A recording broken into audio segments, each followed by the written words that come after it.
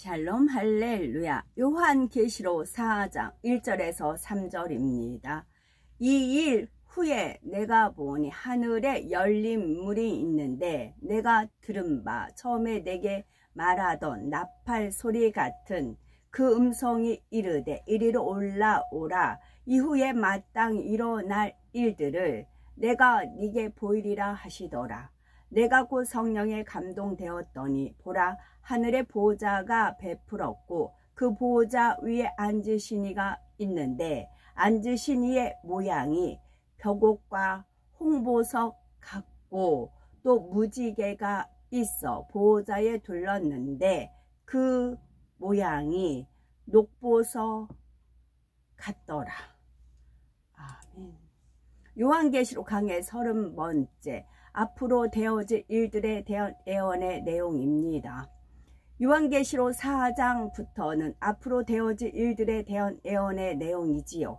좀 더 정확히 말하자면 장차 주님께서 구원받은 하나님의 자녀들을 데리러 오시고 그래서 구원받은 하나님의 자녀들이 주님과의 7년 혼인 잔치를 위해 공중으로 들려 올라간 이후의 일들입니다. 앞으로의 내용은 구원받아 천국에 들어가게 될 사람들에게는 직접적으로 필요하지 않는 내용일 수도 있습니다. 계시록 뒷부분에 나오는 공중의 혼인잔치와 천년 왕국 그리고 천국 새 예루살렘에 대한 내용 등은 구원받은 하나님의 자녀들을 위한 것이지요. 계시록의 나머지 대부분의 내용은 이 땅에서 일어나게 될 끔찍한 7년 환란에 대한 것입니다. 그렇다면 구원받은 하나님의 자녀들에게는 굳이 필요할 것 같지 않은 이러한 내용들까지도 하나님께서 성령의 감동함 가운데 기록하게 하셨고 성경 66권 말씀의 제일 마지막에 두도록 하신 이유는 무엇일까요? 그것은 비록 구원받은 하나님의 자녀들이라 할지라도 마지막 순간까지는 늘 깨어 신앙생활해야 할 것을 경계해 주시기 위함입니다. 또한 이 땅의 7년 환란에 떨어질 사람들에게는 마지막 구원의 끈과도 같은 역할을 하기 위한 것이지요. 그때라도 깨닫고 돌이켜 회개함으로 하나님께서 주신 마지막 구원의 기회인 이삭 죽기 구원에라도 이룰 수 있는 길을 제시해 주고 계신 것입니다. 서서히 여유 있게 투영 동승 신압으로 총총이라고 했어요. 서서히 여유 있게 투영 말씀으로 우리 영혼을 비춥니다. 동승 하나님 구원의 배에 올라탑니다. 그 다음에는 올라탔어요. 그 다음에 총총, 그 다음에 신압으로 해요. 신압으로 마지막에 뭐예요? 총총이라고요. 총총이라는 것을 아버지 하나님께서 25년 전에 제가 이제 우체국 그 직원 생활을 하다 보니까 편지를 많이 오고 가는 거를 이제 접하죠. 저는 이제 우편이 아니고 금융 쪽에 이제 앉았는데 업무가 그러다 보니까 편지에 대한 거 익숙합니다. 그러니까 그 당시는 편지를 이제 외지 이제 객지에 있는 친구들한테 늘 편지를 썼어요. 그리고 마지막에는 이제 학교 시간에 국어 시간에 배웠던 총총이 그거를 마무리하면서 이제 총총이 이만 끝 이제 총총이 하면서 이제 마무리해서 편지를 보냈어요. 그 장면을 떠올려 주셨어요. 제가 총총이 쓴 그 장면을 떠올려 주셨어요. 아버지 하나님께서요. 그래서 그 총총이라는 게 있는 겁니다. 지금 많이 일이 이루어져 가고 있지만 그런다고 해서 시험 날짜가 발표됐고 내일이 시험이라고 해도 지금 공부 안 하면 소용이 없는 거고 지금이라도 벼락치기라도 공부하면 그래도 점수가 나오는 거고 그래요. 총총이라고요. 요한계시록 성경 66권 마지막 책으로서 가지는 가장 중요한 의미는 바로 성경 전체의 결론이라는 사실입니다. 어떤 책을 읽을 때 결론까지 다 읽어야 그 책의 내용을 온전하게 알 수 있듯이 성경 역시 요한계시록까지 다 읽고 알아야 하나님의 인간 경적의 섭리를 온전히 깨달을 수가 있습니다. 어떤 주의 종들은 말하기를 요한계시록의 내용을 잘못 풀며 오히려 해가 된다 라고 하면서 아예 요한계시록의 말씀은 몰라도 된다는 식으로 가르치는 경우가 있습니다. 그러나 이는 요한계시록에 담긴 영적인 의미를 정확히 풀지 못하기 때문이지요. 요한계시록 22장 18, 19절에 내가 이 책에 애언의 말씀을 듣는 각인에게 증거하노니 만일 누구든지 이것들 외에 더하면 하나님이 이 책에 기록된 재앙들을 그에게 더하실 터이요 만일 누구든지 이 책의 애언의 말씀에서 제하여 버리면 하나님이 이 책에 기록된 생명나무와 및 거룩한 성에 참여함을 제하여 버리시리라 말씀하고 있습니다. 8년이라는 게 있었고 7년이라는 게 있어. 그럼 1년이 남아요. 1년 11월부터 이렇게 되니까 11월부터 되니까 그러면 7년 이제 8년이 임기면 7년은 이제 채활은 끝나면 주님이 오시면서 이제 말씀으로 치리하시니까 백마 타고 이제 오시니까 1년이 앞으로 당겨진 거예요. 앞으로. 그러니까 우리가 지금 대학교 지금 고3이라고 생각하시면 돼요. 지금 고3이다. 대학 입시 기간이 1년 남았다. 보통 고3이니까 1년 남잖아요. 1년 안에 내가 공부를 해야 된다.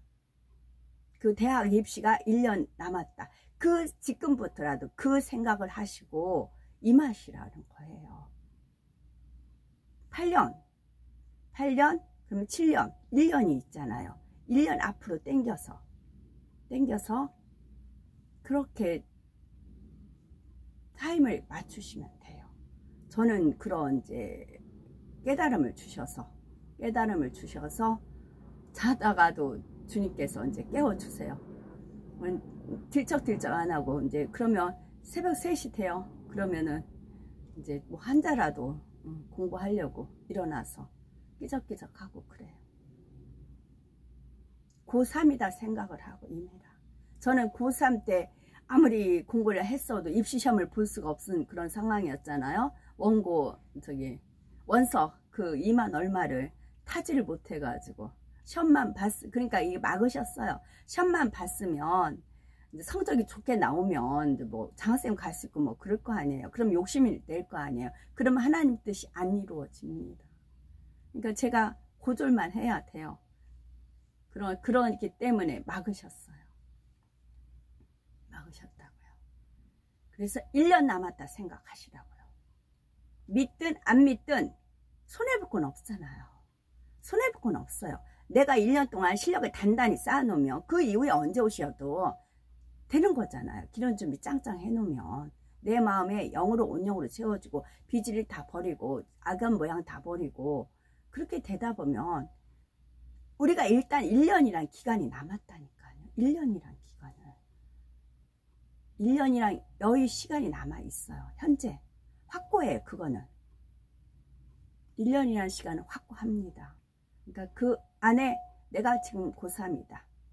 반짬을 설쳐가면서 공부해야 된다. 라는 마음을 가지고 마음에 할례하면서 죄를 회개하면서 중복기도 하면서 내가 구원받을 내가 천국 백성 될 구원 그 영혼들에서 내가 중복기도 하면서 선물이라도 갖다 섬기면서 자꾸 빛을 발하고 소금의 역할을 하면서 그 영혼을 구원하면 그게 한 영혼이 천하보다 귀하다 하셨으니까 천국에서 그만큼 상급이 크잖아요. 1년 남았다 생각을 하십시오. 저는 지금 그 각오로 임하고 있어요. 요한계시록에 기록된 내용은 결코 필요 없는 내용이 아니라 우리가 생명나무에 나아가고 거룩한 성, 즉 새 예루살렘에 들어가기 위해 반드시 필요한 말씀이라는 사실입니다. 대입 날짜가 딱 정해져 있잖아요. 그 대입 날짜가 딱 정해져서 1년간 공부를 하는 거잖아요. 지금도 마찬가지. 날짜는 거의 대략 맞춰져 있잖아요. 11월이다. 10월에 시험 본다. 그건 있잖아요. 믿음대로 될지어다. 믿음요. 믿음. 믿어서 어느 무슨 믿어 손해볼 거 없잖아요. 그런 이제 표현도 쓰셨는데요. 믿고 1년간 투자해보세요. 내 영혼을 위해서 1년간 투자하시고 더 많은 영혼을 구원하기 위해서 섬기고 희생해서 그 영혼도 같이 천국 백성 만들고 그러시면 얼마나 복되고 아름답습니까? 더욱이 출애굽기 12장 9절에서 10절 그 머리와 정강이와 내장을 다 불로 구워 먹고 머리, 정강이, 내장까지 다 불에 구워 먹고 하나님 말씀 정강이 머리, 정강이, 내장 하나님 말씀 다 골고루 있잖아요. 그것을 다 불러 어떤 거 내 입맛 아우 난 머리만 좋아해. 난 정강이만 좋아해. 나는 내장만 좋아해. 자기가 좋아하는 부위만 먹지 말고 머리, 정강이, 내장을 다 불에 구워 먹고 아침까지 남겨두지 말며 아침까지 남은 것은 곧 소화하라 말씀대로. 소화하는 것은 우리가 이제 소화시킨다 그런 소화되어 있지만 불로 나머지 다 불로 태우는 거잖아요. 다 나머지 불로 태운다고요. 하나님 말씀 이중적, 삼중적 그런 뜻이 있지요. 우리는 어린 양, 즉 하나님의 말씀인 성경 66권 말씀 전체를 다 먹어야 합니다.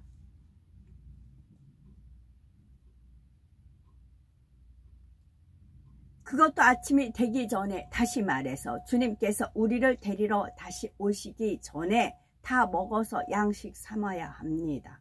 요한계시록의 말씀은 마지막 때에 깨어있는 신앙생활을 하기 위해서 반드시 알고 먹어서 양식 삼아야 하는 내용입니다.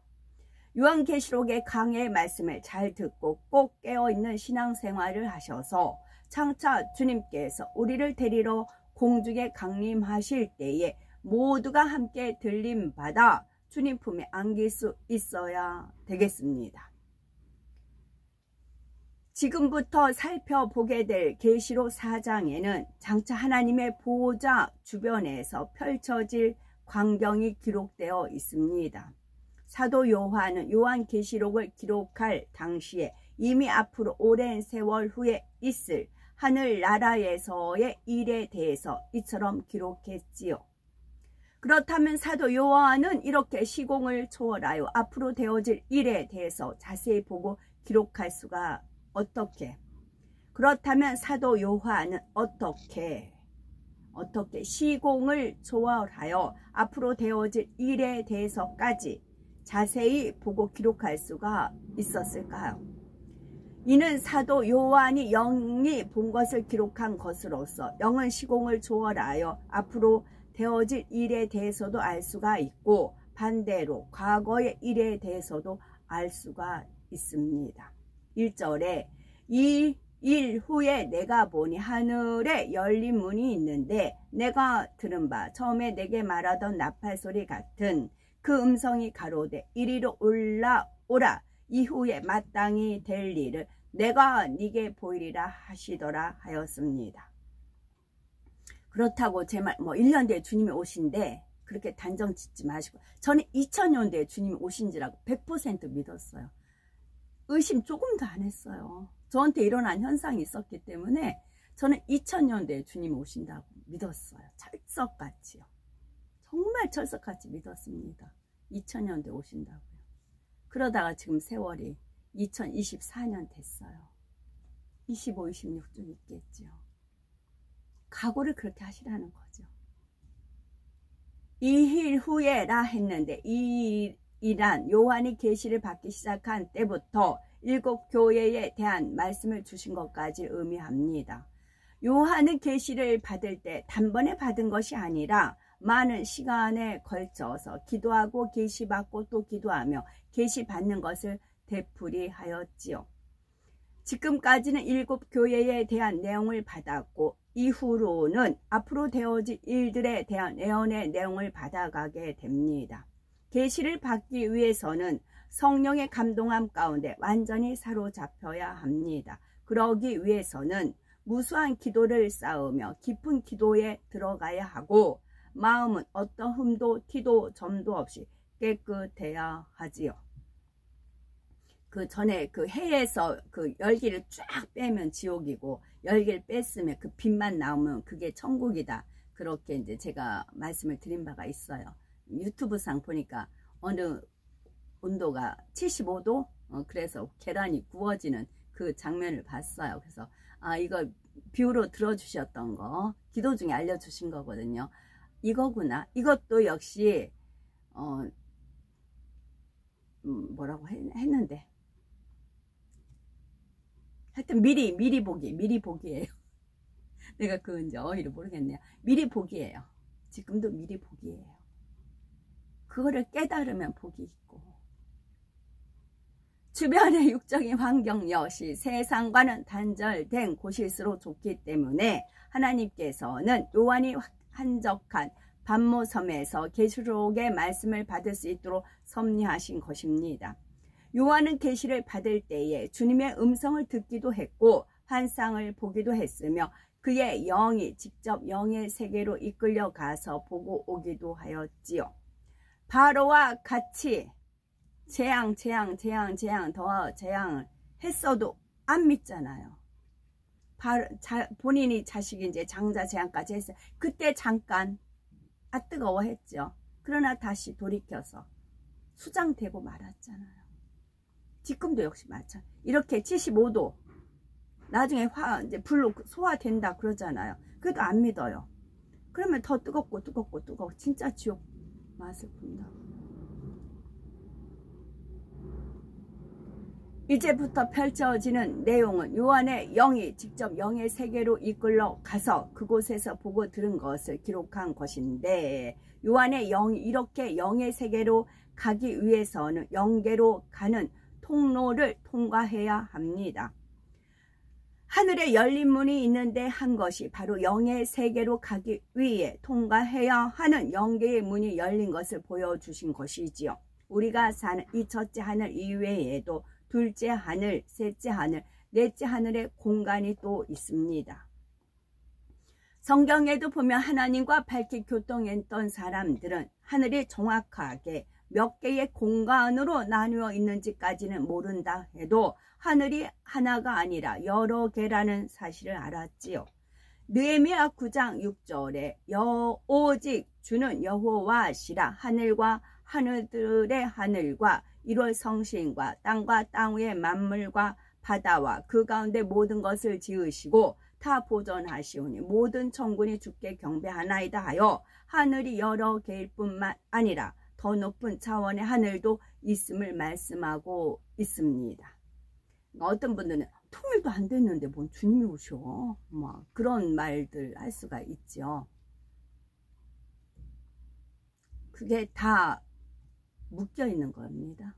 정말 하나님을 사랑하면. 그러니까 저는 그런 걸 보면 본인들이 어떤 이제 프로그램을 짰잖아요. 비전이 있잖아요. 자기 생각으로 꽉 차서 다 일을 벌려놨잖아요. 그거를 이루어야 되기 때문에 주님 오시면 안 돼. 내가 기도한 거, 내가 추구한 거, 내가 꿈꾸고 내가 투자한 것을 이루어야 그 뒤에 주님이 오셔야지. 나 이렇게 계획 세웠는데, 설계했는데 주님이 오시면 말이 돼? 이거 안 되는 거야. 그렇게 주님 오시는 길을 막는다고요. 그게 뭐예요? 그게 자체가 우상이에요. 자기들 계획 세운 거, 자기들 생각한 거, 자기들 비전 세운 거, 투자한 거, 그게 우상이 돼버렸어요. 이사야 68편 33절에도 옛적 하늘들의 하늘을 다신 자에게 찬송하라. 주께서 그 소리를 바라시니 웅장한 소리로다 했고, 에레미야 10장 12절에 여호와께서 그 권능으로 땅을 지으셨고 그 지혜로 세계를 세우셨고 그 명철로 하늘들을 펴셨으며 하여 분명 하늘을 복수로 다 표현하고 있습니다. 여러 개의 하늘들 사이에 서로 하늘들 사이로 오가려면 또 그 하늘로 통하는 문을 통과해야 합니다. 특히 육의 세계에서 영의 세계로 갈 때에는 이 육의 몸까지 영의 세계로 갈 수는 없기 때문에 이때는 몸에서 분리된 영만이 갈 수가 있지요. 육의 세계에 있는 몸과 분리된 영이 영의 세계로 들어가서 그곳을 돌아볼 수가 있는 것입니다. 물론 굳이 영이 분리되어 가지 않더라도 영의 세계를 볼 수 있는 방법이 있는데 그것이 바로 환상을 통한 방법이지요. 환상이란 하나님께서 주신 은사로서 성령의 감동함 가운데 영안이 열려서 영의 세계를 보는 경우입니다. 사도행전 7장 55, 56절에 스데반이 성령이 충만하여 하늘을 우러러 주목하여 하나님의 영광과 및 예수께서 하나님 우편에 서신 것을 보고 말하되 보라 하늘이 열리고 인자가 하나님 우편에 서신 것을 보노라 한 경우가 바로 영안이 열려 영의 세계를 본 것이지요. 영안이 열려 보는 경우는 영이 직접 영의 세계로 가는 것이 아니고 필요에 따라 영의 공간을 열어 보여주시는 것이므로 보고 깨우칠 수 있는 분야가 제한적입니다. 다시 말해 그 순간의 필요에 따라 어떤 특정한 장면을 보여주시는 경우이지요. 따라서 환상으로 천국을 보았다면 그것은 천국의 전체적인 것을 보기 위한 것보다는 부분적인 것을 보는 경우입니다. 환상이란 영이 직접 영의 세계를 가서 보고 듣고 체험하는 것이 아니라 영의 공간을 열어 어떤 필요에 따라 부분적인 것을 보고 깨우칠 수 있게 하기 위해 하나님께서 역사하시는 것이라 말할 수가 있지요. 부분적으로 영의 세계를 보고 듣고 체험하는 것과는 달리 영이 분리되어 영의 세계로 가서 전체적인 것을 보고 듣고 체험하는 경우가 있습니다. 이때 영이 분리된다라는 것은 삼위일체 하나님처럼 영 자체가 여럿으로 분리되는 현상을 말하는 것이 아니라 사람의 몸으로부터 영이 분리되는 현상을 말하지요. 삼위일체 하나님께서는 동시에 수많은 영을 분리해 내실 수가 있지만 사람은 몸으로부터 하나의 영이 분리되어 한 곳에만 갈 수가 있습니다. 사도 요한의 경우가 영이 분리되어 영의 세계를 보고 온 경우이지요. 영을 분리하여 영의 세계를 다녀오는 경우에도 그 사람이 영의 사람이냐 육의 사람이냐에 따라서 방법이 달라집니다. 진리의 말씀을 알고 마음이 선하며 그만큼 성결을 이룬 사람, 즉 하나님께서 인정하실 만한 영의 사람은 성령의 감동함 가운데 자연스럽게 영을 분리하게 되지요. 이때는 몸에서 영이 분리되었다 해도 이 땅에 있는 몸은 혼적인 작용을 계속하므로 주변의 상황에 의해서 느끼고 인식을 합니다. 그러면서 영으로는 동시에 영의 세계를 보고 듣고 느끼며 체험하는 것이지요. 사도 바울도 바로 이러한 영의 분리를 통해 셋째 하늘에 있는 낙원을 보고 왔습니다.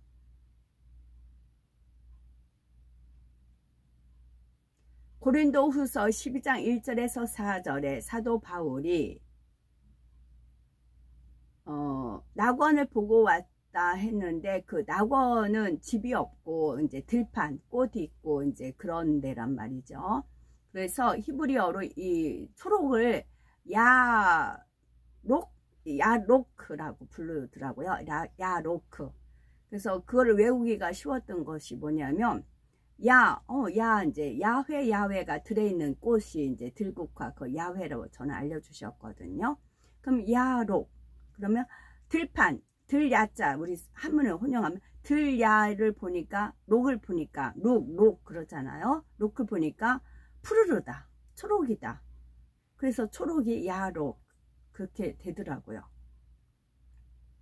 우리나라 말도 거기에 이제 하나님의 비밀이 많이 숨겨 놓으셨잖아요. 그 점 하나로 인해서 빛이 있어 치읓이 그 점 하나 빼면 빛을 지자. 빛이다. 사랑의 빛 외에는 아무것도 지지 말라. 점 하나 붙이면 넌 세상의 빛이라 빛이다. 점 하나로 인해서 그런 하나님의 뜻을 분별할 수 있듯이 그 언어 히브리어에서도 하나님께 그걸 하나하나 지금 저한테 알려주시는 거거든요.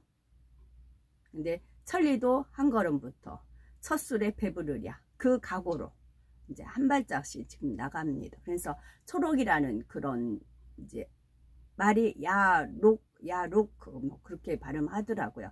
그러면서 야자 들야자 들야가 푸르름 초록이다. 그렇게 연결이 돼 있다고요. 짝이잖아요.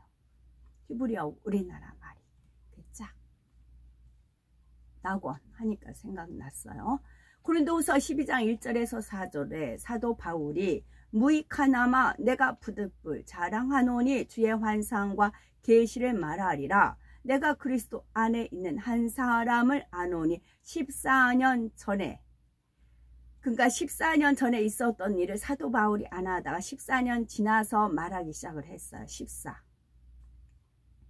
뭐 다윗의 그 수를 풀면 14라고 하더라고요. 저 또한 마찬가지.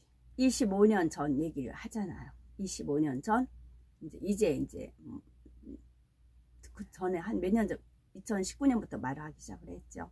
그러다가 아버지 하나님께서 25, 환갑, 네가 갑을 환영한다. 환갑이라는 말씀을 주신 뒤로부터 제가 이제 주저없이 말씀을 드리는 겁니다.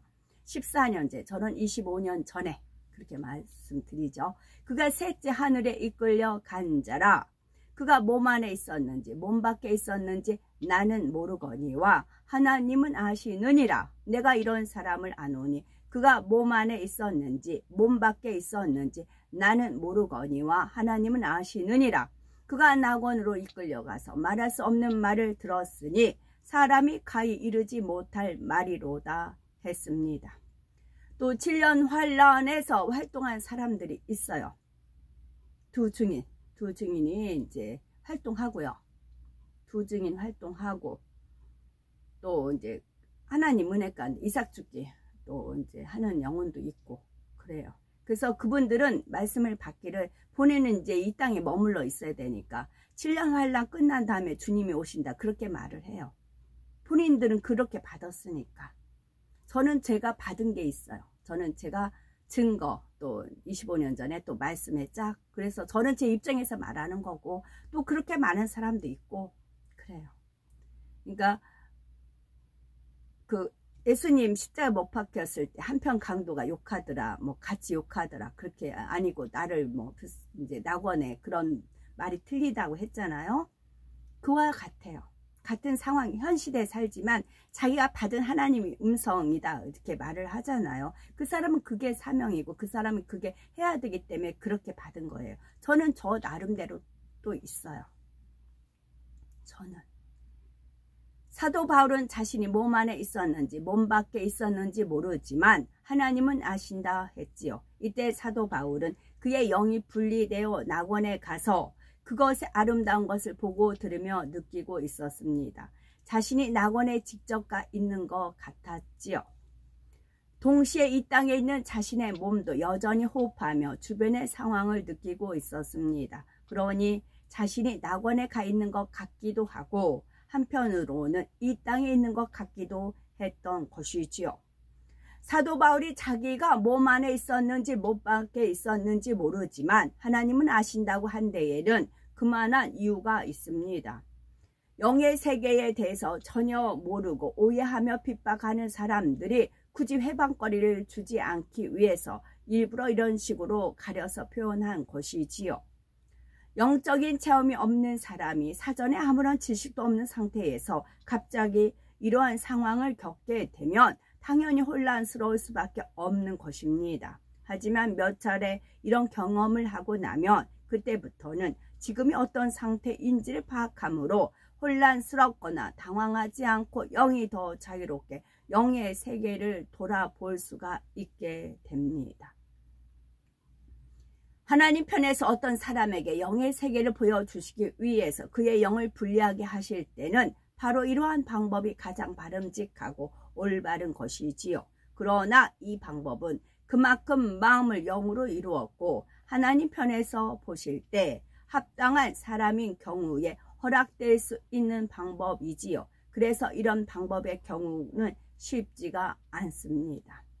환상을 통해서 부분적인 것을 보여주시는 경우는 은사를 통해 가능하지만 이처럼 성령의 감동함 가운데 영을 분리하게 하는 것은 은사 차원을 넘어 성결과도 직접 관련이 있기 때문입니다. 환상을 통해서는 부분적인 것만을 볼 수가 있기 때문에 하나님 편에서 전체적인 것을 보여주시고자 할 때는 영의 분리를 통해 역사하시게 됩니다. 영의 분리를 이룰 때 그 사람이 아직 하나님 앞에 인정받을 만큼 합당하지 않은 사람일 경우에는 성령의 감동함 가운데 영을 분리하는 방법이 아니라 흔히 입신이라 말하는 방법을 사용하지요. 천국을 보고 왔다고 하면서 간증하는 사람들 중에도 이처럼 입신하여 천국에 다녀왔다고 간증하는 경우가 있는데, 이 입신은 사실 하나님께서 강권적으로 역사하시는 경우이지요. 입신을 할 때는 몸이 호흡만 하고 있을 뿐 전혀 의식이 없는 상태가 됩니다.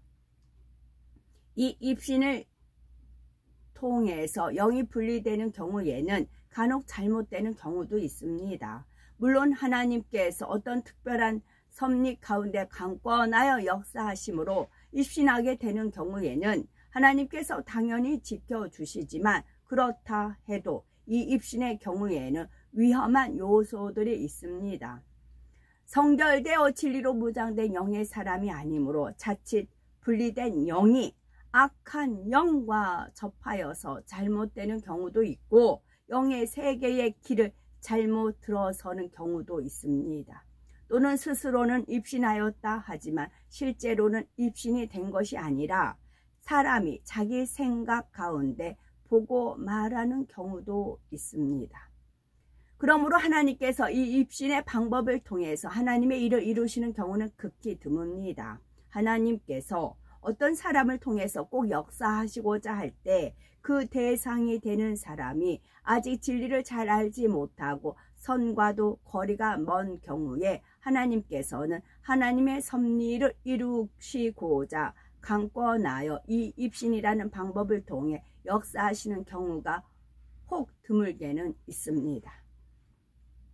하나님께서 원하시는 것은 이러한 입신의 방법을 통한 것이 아닙니다. 공의에 합당한 사람만 있다면 당연히 성령의 감동함 가운데 영을 분리하는 정상적이고 합당한 방법을 통해 얼마든지 역사하실 수가 있다는 사실입니다. 합당한 자격을 갖춘 사람이 영의 분리를 통해서 영의 세계를 보는 경우라야 하나님의 섭리 가운데 새 예루살렘과 같은 깊은 영의 차원까지도 볼 수가 있지요. 지금 사도 요한은 성령의 감동함 가운데 자연스럽게 영의 분리라는 방법을 통해 하나님의 보호자가 있는 곳까지도 깊이 있게 보고 있는 것입니다. 이처럼 사도 요한의 영을 하나님의 보호자가 있는 곳으로 이끄시기 위해 주님께서는 하늘 문을 여시고 사도 요한에게 이리로 올라오라, 이후에 마땅히 될 일을 내가 네게 보이리라 말씀하고 계시지요. 이후에 마땅히 될 일, 즉 앞으로 있을 7년 환란과 7년 혼인잔치, 천년 왕국과 백보자 대심판까지의 모든 일을 보여주시겠다는 뜻입니다.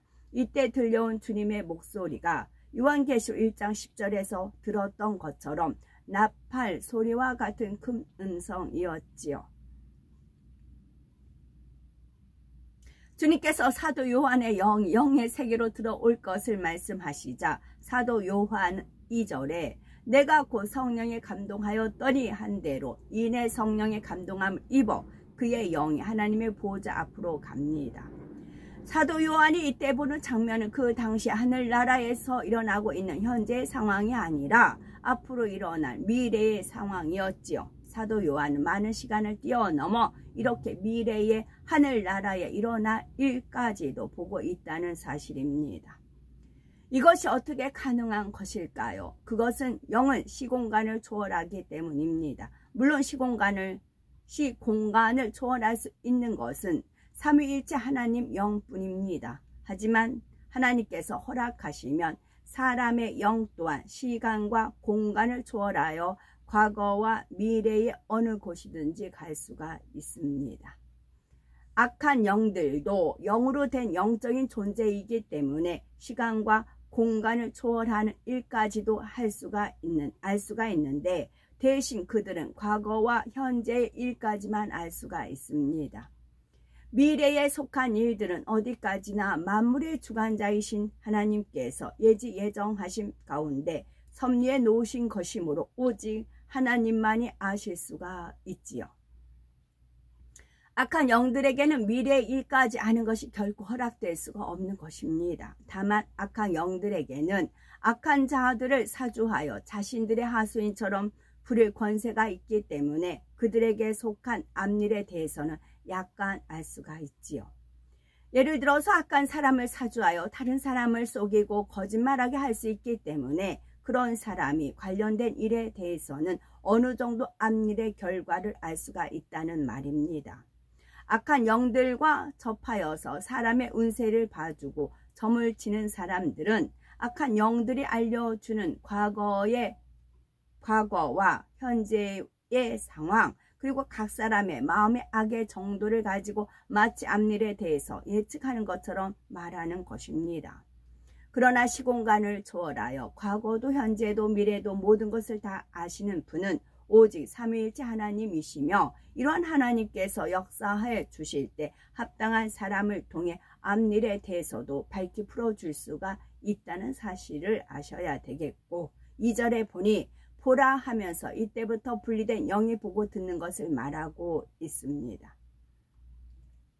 그 첫 장소가 바로 하나님의 보호자가 있는 곳입니다. 영이 분리되어 간다 해도 하나님의 보호자 앞에 간다는 것은 하나님의 특별한 섭리 가운데 허락되지 않으면 쉽지 않은 일입니다. 더욱이 사도 요한은 지금 하나님의 보호자와 함께 그 보호자 위에 앉으시니까지 보고 있습니다. 물론 아버지 하나님의 얼굴까지도 자세하게 볼 수 있었던 것은 아니지만 3절에서 사도 요한은 앉으신 이의 모양이 벽옥은 믿음이라고 했어요. 믿음, 홍보석, 빨간 거, 또 무지개가 있어 보호자에 둘렀는데 그 모양이 녹보석 같더라. 녹색, 초록. 그러면 해를 찍었을 때 그 벽옥, 홍보석, 무지개 둘러있고 비슷. 하나님의 보호자와 그 위에 앉으시니 그리고 그 주변까지도 정확하게 보고 있습니다. 하나님께서는 당대에 가장 합당한 사람인 사도 요한을 통해 마지막 때에 대해서 밝히 알리시고자 이처럼 특별한 섭리 가운데 영의 깊은 것까지도 보여주고 계시다는 말입니다. 우리나라 청와대 멀리서 보면 이렇게 초록색 그 이제 한옥 지붕으로 해서 이렇게 보이잖아. 그러면 청와대 초록으로 보인다. 미국 백악관은 흰색으로 이렇게 전체적으로 되어 있잖아요. 저게 백악관이다. 그럼 그 안에 가면 이제 뭐 찬란하게 여러 가지 그런 구조로 되어 있겠지요. 이것도 역시 마찬가지인 거죠. 멀리서 봤을 때 벽옥도 있고 홍보석이 있고 무지개가 있고 전체적으로 녹보석 같더라. 그와 같은 거죠. 아버지 하나님께서는 합당한 사람만 있다면 어찌 하든 그를 통해서 앞으로의 되어질 일들에 대해서 알리심으로 더 많은 사람들이 깨어 신분단장하며 주님의 재림을 기다릴 수 있기를 바라십니다. 하지만 앞일에 대해서까지 알려주실 만큼 아버지 하나님 앞에 합당한 사람이 드물지요. 그렇다고 아무에게나 알려주실 수도 없습니다. 앞일에 대해서 알려주시는 것은 하나님께서도 임의대로 하시는 것이 아닙니다. 철저한 공의 가운데 이루어지는 것이므로 합당한 자격을 갖춘 사람이 나와야만 그를 통해서 알려주실 수가 있습니다. 그렇지 않고 아무에게나 알려주신다면 그것이 공의에 맞지도 않는 것이지요. 만약 앞일에 대해서 알게 된 사람이 아직 악이 있어서 그것을 사사로이 이용할 때는 오히려 공의 가운데 원수 마귀 사단에게 회방거리를 내어줄 수가 있기 때문입니다. 사도 요한도 공의에 합당한 그릇을 만들었고 공의에 합당한 기도를 쌓았기 때문에 이처럼 영계의 문을 열고 하늘의 비밀을 끌어내릴 수가 있었던 것입니다. 우리가 앞일에 대해서 안다는 것은 여러 가지 면에서 유익합니다. 그것을 알게 되었을 때 그 사람의 마음이 어떠하느냐에 따라 결과가 전혀 달라지게 되지요. 일단 1년이라 생각을 하고 열심히 지금부터 기름 준비하세요. 근데 1년 됐는데 아니야, 뻥이야. 그러면 어떻게? 연기됐나 보다. 다시 1년을 계획을 세우시고 그런 식으로 나가시면 되는 거죠. 손해볼 거 없습니다. 언제 시험이 있는 것을 알아도 그것을 전혀 준비하지 않으면 미리 알았던 것이 아무 소용이 없는 것처럼, 아무리 앞일에 대해서 알려주고 그것을 대비하는 방법까지 알려주어도 정작 스스로가 그것을 마음에서 깨닫고 준비해 나가지 않으면 아무 소용이 없습니다. 아버지 하나님은 정확하시거든요. 제가 10월 3일 1999년 10월 3일날 개천절 하늘문이 열리는 그날 개천절에 저녁쯤에 아버지 영 임재하셨댔잖아요. 해가지고 반짝반짝 막 찬란하기가, 앞에도 아른 걸 얼비친다고 하죠. 햇빛에 이렇게 비치면 이제 얼비친다고 하잖아요. 그와 같았어요. 거울을 봐도 반짝반짝. 그때 제가 핸드폰이 없어서 찍어도 안 나타나도 요즘 현상 제가 나타나요. 이틀에 한 번꼴로 나타나요. 이게 반짝반짝. 그때 상황 똑같아요. 반짝반짝. 그래서 핸드폰 찍어봤더니 표시 안 나더라고요. 반짝반짝. 그래서 언제든지 아버지 하나님 너시 언제든지 그러겠다. 그래서 그게 1999년이었어요. 저는 그 다음에 2000년도에 오시는 줄 알았어요. 그때만까지. 근데 지금 그래요. 제가 지금 그래요. 반짝반짝. 문을 열고 닫고는 아버지 마음이에요.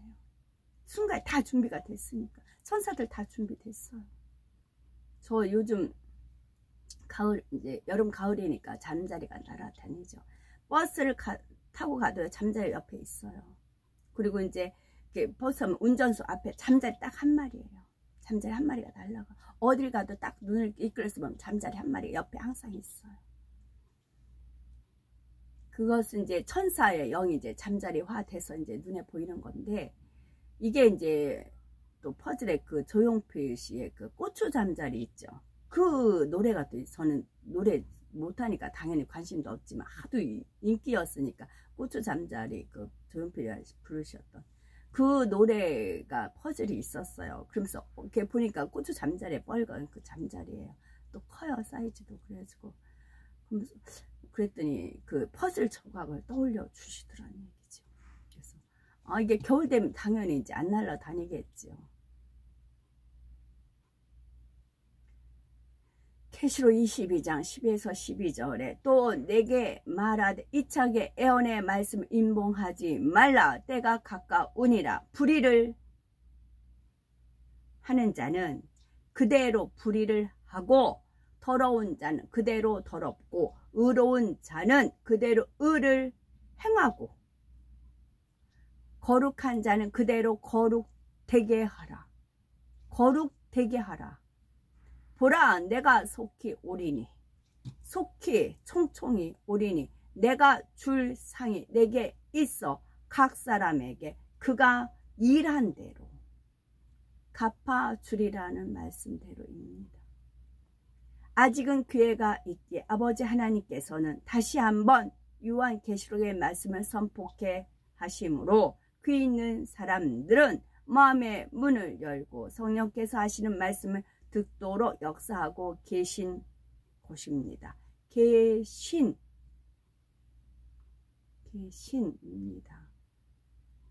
아버지 하나님의 간절한 마음을 알아서 우리 모두 이 말씀을 온전히 깨어서 신부단장하는 복된 신앙생활 해 나가시기 바랍니다.